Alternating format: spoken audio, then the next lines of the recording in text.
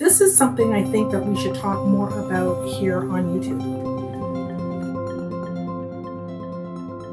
It's Chloe from Queen of Arcs. I'm coming to you to tell you all about Gumshoe TV. It's my new channel.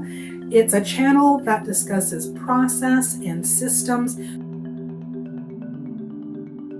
My aim is to concentrate on all kinds of different challenges that we go through as being artists in the polyclay and resin area.